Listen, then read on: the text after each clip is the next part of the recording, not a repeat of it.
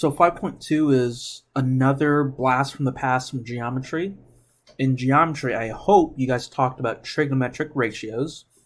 And if you did and you forgot, or you simply don't think you talked about it, well, let's talk about it now.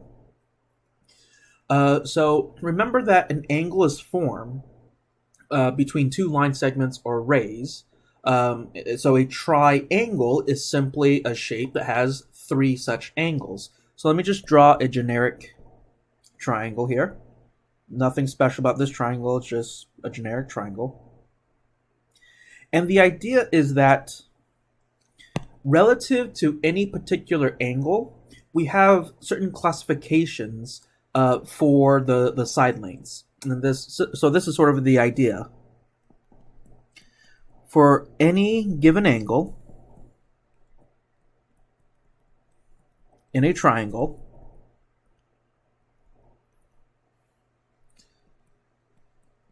the two sides that create it are called its adjacent sides. So that's the vocab word adjacent. The side that is not used to create it is called its opposite side. So these are the terminologies or the labelings that are typically used in geometry. So for example, if I focus on any particular angle, say this angle down here, let's call it angle theta. Do you see how this angle theta is made up of these two line segments? So by definition, we would call these two line segments its adjacent sides. So relative to this angle, this is the adjacent side, and this is the adjacent side. I hope you guys can see that in this particular triangle, this side is not used to create that angle, so we call him the opposite side. Now this terminology, adjacent and opposite, again, is completely dependent on on what angle we're looking at. So for example, if I were to look at this angle here, let's call it angle phi. Now that particular angle phi, these two side lengths are used to create that angle. So relative to angle phi and angle phi alone, I would consider this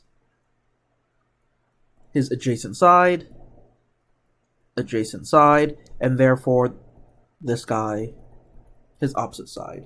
So the terminology adjacent and opposite are completely loose and flexible depending on whatever angle you're looking at.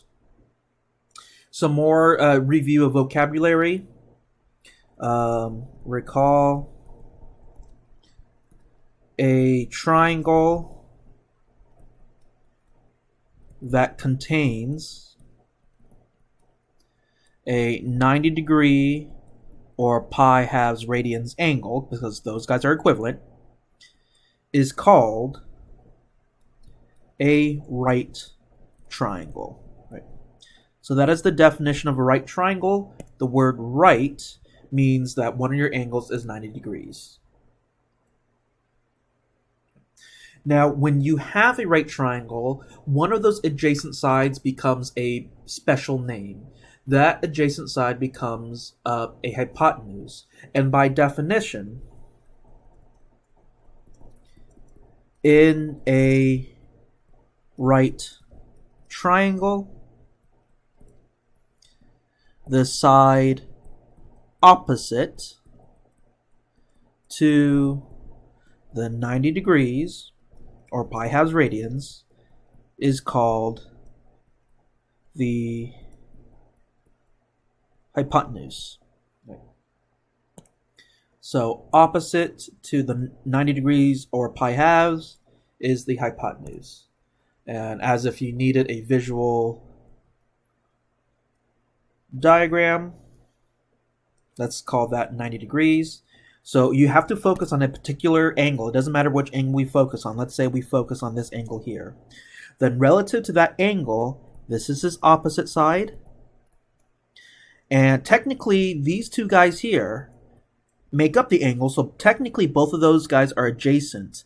But since this side here is opposite to the right angle, we give it its special name. We call it the hypotenuse, which means by process of elimination, this is his adjacent side.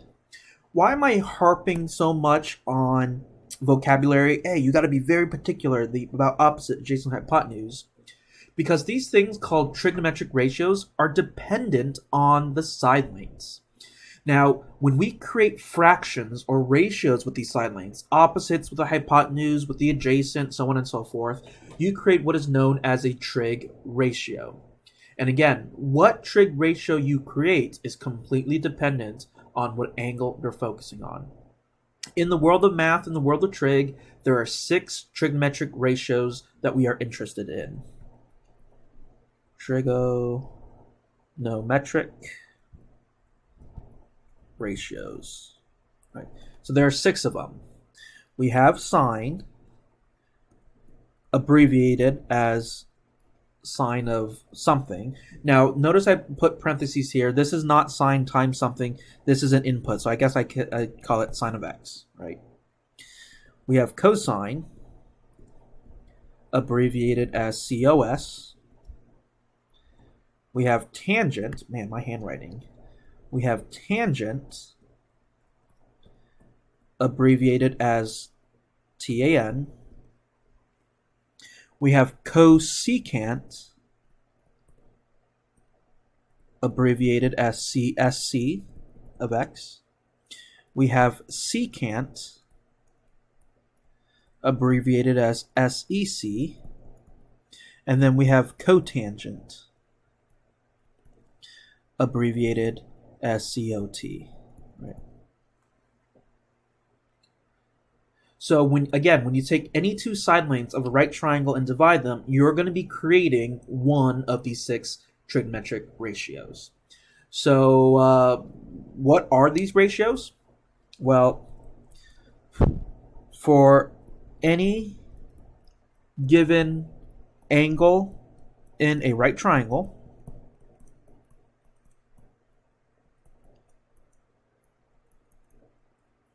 of course, it doesn't make sense to look at the right angle, except the right angle. Right.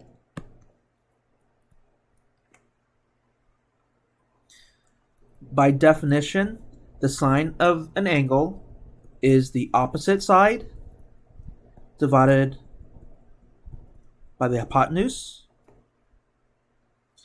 The cosine is defined as the adjacent side divided by the hypotenuse, and the tangent of an angle is defined by the opposite divided by the adjacent. Now, cosecant is defined as the hypotenuse over the opposite. The secant is defined as the hypotenuse divided by the adjacent. And then the cotangent is defined as the adjacent divided by the opposite. Now, the careful eye would notice that, you know what, I put these in rows in particular order. These guys here are the exact flips or the exact reciprocals of these guys here.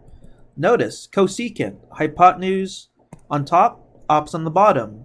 Sine, opposite on top, hypotenuse on the bottom. So while you should know the ratio definition of cosecant, secant, and cotangent, I find it a lot easier to remember cosecant as the reciprocal of sine. I find it easier to remember secant as the reciprocal of cosine. And then, of course, cotangent as the reciprocal of tangent. So you really, yeah, there are six trig ratios, but you really only need to remember three and then know their reciprocals because cosecant, knowing that it's reciprocal of sine, is just the flip of the sine ratio.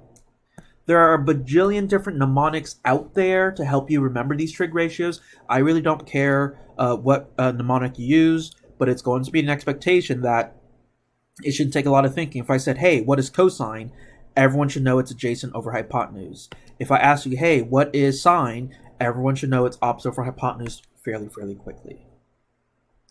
Well, notice how these trig ratios, they always use 2 out of the 3 sides of a right triangle. And that's sort of important because we have this wonderful theorem from geometry called Pythagoras' theorem. And it states, for any right triangle,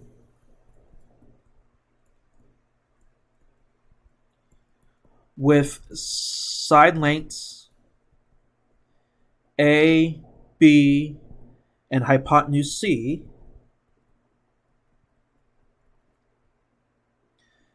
the relationship they follow is a squared plus b squared equals c squared. Now, why is this critical? Why is this important?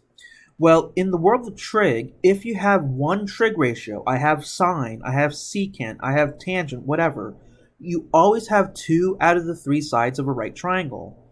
And with Pythagoras' theorem, notice if you have 2 out of the 3 sides, you can always use algebra to find the third side. It doesn't matter if you have A and C, you have B and C, you have A and B. If you have 2 out of the 3 sides of a right triangle, you automatically know the third side. So knowing a trig ratio is sort of like knowing the soul of the triangle. Now in 5.2, I'm not going to ask you to do a lot. Again, the first couple of sections of Unit 5 is just learning how to crawl again, brushing the cobwebs out of our brains in terms of geometry knowledge. I'm only really going to ask you to do 2 things. I guess I forgot. Oops, my bad. I forgot to write the lesson goals at the beginning. One of the things is if I give you a right triangle, can you find the trig ratios? So for example, if I asked you, find tangent of theta, can you do that if you're given this picture? Say I drew a right triangle here, and let's put the right angle on top. Let's call this 15, 10, 5, radical 13, and let's put theta in the bottom right corner. This is some of the stuff that I expect you guys to be able to do. If I give you a picture, boom, you can find the trig ratios. Now this should be pretty straightforward. Knowing that tangent is opposite over adjacent relative to the marked angle, we should know that this is opposite and this is adjacent, right? So that really isn't a lot of work. It's just putting the ratios. So it's 15 over 10. And of course, anytime in mathematics, if I have a fraction, I always want to reduce. 15 over 10 reduces to 3 halves. So 3 halves is the tangent of that angle. I could give it to you in picture form, or I can give it to you in written form, word form. So, for example, if I told you for triangle A, B, and C, where C is the right angle, find tangent of A if little c is 4 radical 10 and little a is 4. In this case, since they don't give us a picture, we'll just have to draw our own picture. And then, I should make it a right triangle because it said it was a right triangle. So here's a right triangle. And they explicitly said angle C was the right angle. So in my picture, I put the right angle there. So this has to be C. And then you can put A and B wherever you want. We have to remember from geometry that it's standard notation or standard convention for capital letters to mean angles and little case letters means the opposite side. So in this particular picture, this is a little a, this is little c, and this is little b. And they've already told us that little a is 4 and little c is 4 radical 10. And they want us to find tangent of a. So we are focused on this marked angle here? Well, in this particular picture, knowing that tangent is opposite of adjacent, this is opposite, and this is adjacent. But oh no, I don't have side B. This is I can't do this. Well, fortunately, like I said, we have Pythagoras' theorem. We have 2 out of the 3 sides. Go ahead and use the relationship a squared plus b squared equals c squared. Or, I don't like saying that because it may not be triangle A, B, and C. It may be triangle X, Y, and Z, or whatever letter. Pythagoras' theorem is better understood as side squared plus side squared equals hypotenuse squared. So I have side squared plus side squared equals hypotenuse squared. And then you just go ahead and do algebra, right? So that's b squared plus 16 equals 4 radical 10 is 160, I believe. Yep, because radical 10 squared is 10, 4 squared is 16, 16 times 10 is 160. And then you just go ahead and do math.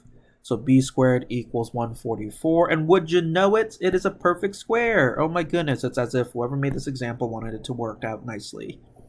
So we are technically solving an equation. So when you take a square root to solve an equation, the result will be plus or minus 12. But remember, we are doing a contextual problem. We're solving for a side length, and side lengths are always positive. So I'm going to keep the positive answer. So there we go. We're basically done. We can answer this question now. Tangent of A is opposite, which is 4, over the adjacent, which we just solved for, was 12. And of course, you can reduce it, right? So those are just, again, we're just taking things slow and steady and easily. Those are the 2 objectives or 2 goals that I expect us to be able to do in 5.2. If I give you a picture, like the left example, or if I give you a sentence, like the right example, we should be able to find sines, cosines, tangents, whatever trig ratio I want. Good luck.